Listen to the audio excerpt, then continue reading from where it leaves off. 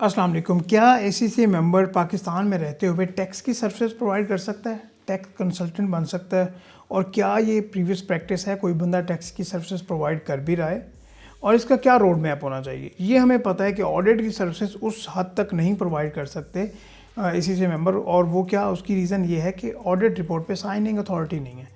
बाकी जहाँ तक ऑडिट की सर्विसेज की बात है, चाहे वो इंटरनल ऑडिट हो, फाइनेंशियल एडवाइजरी हो, इवन एक्सटर्नल ऑडिट भी हो, तो वहाँ पे काम करते हैं, सर्विसेज प्रोवाइड करते हैं, बस ऑडिट रिपोर्ट पे साइन चार्टर्ड अकाउंटेंट करेगा। तो ये सर्विसेज प्रोवाइड की जाती हैं, काफ़ी अच्छी पोजीशन पे वो काम भी करते हैं। तो आज हम ये डिस्कस करेंगे कि अगर किसी स्टूडेंट के माइंड में ये है कि एज एन एसीसी उसने टैक्स की सर्विसेज प्रोवाइड करनी है, तो उसका क्या रोड मैप होना चाहिए। तो आप सबसे रिक्वेस्ट होगी कि चैनल हमारे को ज़रूर सब्सक्राइब करें। और ये जब माइंड में ये क्वेश्चन आता है ना कि टैक्स की सर्विसेज प्रोवाइड करनी है, तो एक और क्वेश्चन है, वो ये कि क्या उस कंट्री में, उस जगह पे कोई स्कोप भी अवेलेबल है।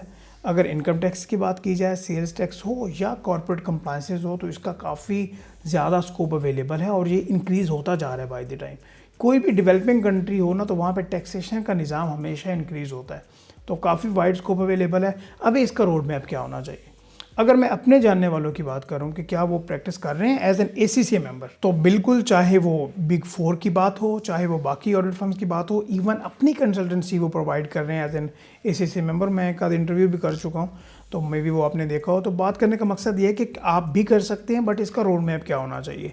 तो एसीसीए में ये हम इसके ऊपर डिस्कशन नहीं करेंगे कि आपके कितने पेपर पास हों और आपको ऑडिट फर्म को ज्वाइन करना चाहिए, ये बहुत डिटेल में डिस्कशन कर चुके हैं। एक सेकंड में आपको जल्दी मैं ये बताता जाऊँ कि या तो आपके सारे पेपर पास हो जाएंगे, एक आध पेपर रहता हो तो आप ऑडिट फर्म्स में अप्लाई करो ट्रेनिंग के लिए। ट्रेनिंग करोगे तो फ्री कंसल्टेंसी करोगे ना, बाय द एक्सपीरियंस। तो जहाँ तक ऑडिट फर्म्स की बात है, तो फिर बिग 4 भी आती हैं, ए बी सी कैटेगरीज़ की ऑडिट फर्म्स भी आती हैं।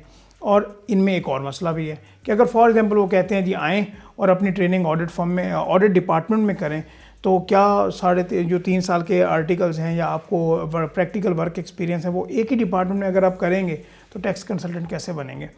तो आपको उन ऑडिट फर्म्स को हंट करना है, उन ऑडिट फर्म्स में अप्लाई करना है जहाँ पे आपके टैक्सेशन डिपार्टमेंट में आर्टिकल ज़रूर हों। इवन अगर आपके ऑडिट डिपार्टमेंट में भी हो जाते हैं, तो 1.5 साल बाद या 2 साल बाद आप उनसे रिक्वेस्ट करें, 1 साल बाद, कि भाई मुझे आप इनकम टैक्स में या टैक्सेशन डिपार्टमेंट में मूव करें, क्योंकि मेरा माइंड ये है कि मैंने टैक्स की सर्विसेज प्रोवाइड करनी है। आप मीटिंग्स करोगे, आप रिक्वेस्ट करोगे, तो आपकी रिक्वेस्ट को ऑनर कर दिया जाएगा।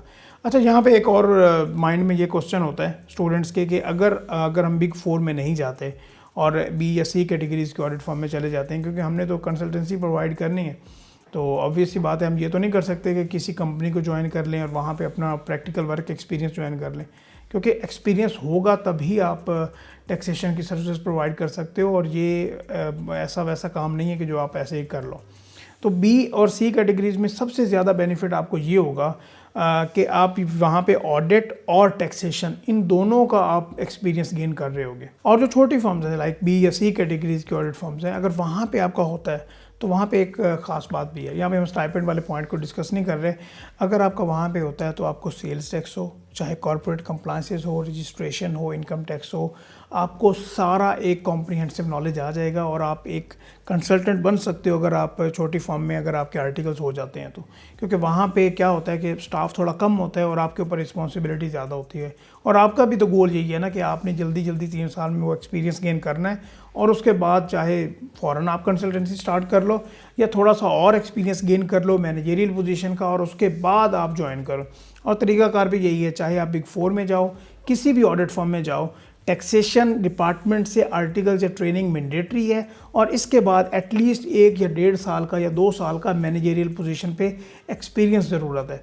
क्योंकि सिर्फ ये नहीं कि काम आ जाए, क्लाइंट को किस तरह से बात करनी है, क्लाइंट को अप्रोच कैसे करना है, क्लाइंट को लेके किस तरह से आना है, क्लाइंट की हंटिंग किस तरह से करनी है, ये भी उतना ही इम्पोर्टेंट है जितना वो काम सीखना ज़रूरत है। ठीक है, तो इन दोनों बातों का अपने ख्याल रखते हुए अपनी अप्रोच को डेवलप करना है और अपनी ट्रेनिंग करनी है।